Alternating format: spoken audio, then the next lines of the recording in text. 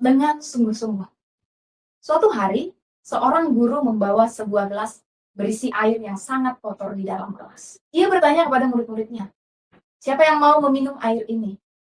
Kemudian murid-muridnya menjawab bahwa tidak ada yang mau di dalam kelas itu karena mereka merasa jijik, karena air itu dipenuhi dengan lumpur dan kotoran.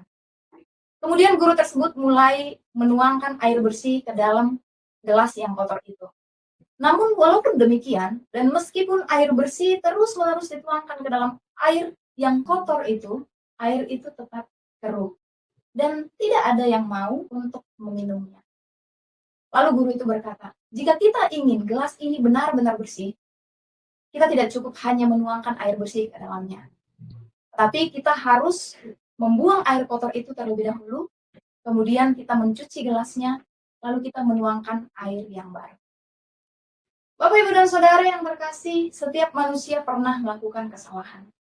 Tetapi tidak semua orang dapat menyikapinya dengan cara yang benar. Ada yang menutupi kesalahannya dengan kesalahan yang lain. Atau ada yang menutupi kesalahannya dengan melakukan kebaikan. Ada yang berpikir bahwa yang penting adalah saya sudah minta maaf. Semuanya sudah selesai dengan maaf saya. Tapi apakah benar demikian? Hari ini kita akan melihat di dalam 2 Samuel 12 ayatnya yang ke-16 dikatakan demikian. Lalu Daud memohon kepada Allah, oleh karena anak itu, ia berpuasa dengan tekun, dan apabila ia masuk ke dalam, semalam-malaman itu ia membaringkan diri di tanah. Pada bagian ini, Daud telah menyadari dosanya. Melalui teguran Nabi Nathan, ia benar-benar sungguh ingin bertobat. Di ayat yang ke-13, ia katakan, "Aku sudah bersalah di hadapan Tuhan." Setelah itu, dengan sepenuh hati, ia mengakui salahnya dan ia berpuasa. Berpuasa di sini menunjukkan bahwa ia benar-benar mencari Tuhan, mencari kehendak Tuhan.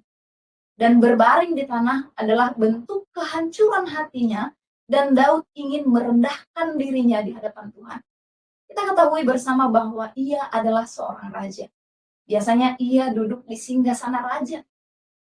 Pada saat ia berbaring di tanah, hal ini menunjukkan bahwa ia menanggalkan segala kemegahannya sebagai seorang raja dan merendahkan dirinya dengan serendah-rendahnya. Ini menunjukkan pertobatan yang sungguh-sungguh.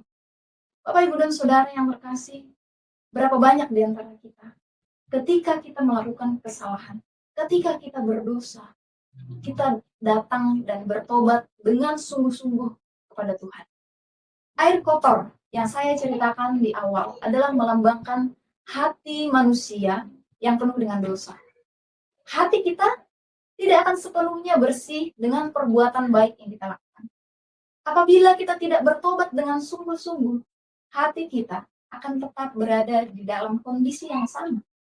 Saat kita hanya meminta maaf untuk menghindari konsekuensi, atau saat kita justru menutupi dosa dengan perbuatan baik yang kita lakukan, itu sama sekali menuangkan air bersih kepada air kotor dan tidak akan mengubah apa-apa. Air kotor tersebut akan tetap menjadi air kotor, tetap tidak dapat diminum oleh orang. Namun, pertobatan yang sungguh-sungguh menggambarkan seperti menuangkan air kotor terlebih dahulu, kemudian mencuci gelasnya, lalu menuangkan air bersih ke dalam gelas yang sudah kita bersihkan. Supaya apa? Supaya orang bisa meminumnya. Bapak, Ibu, dan Saudara yang terkasih, Tuhan menghendaki pertobatan yang sungguh-sungguh. Kristus menjadi jawaban bagi pertobatan yang sejati. Karena melalui darahnya, kita diampuni, disucikan, diperbaharui menjadi ciptaan yang baru. Dan melalui darahnya kita dipulihkan dalam hadirat Tuhan. Tobatan sejati bukanlah hanya meninggalkan dosa, tetapi juga mengalami sukacita, keselamatan di dalam Kristus Yesus.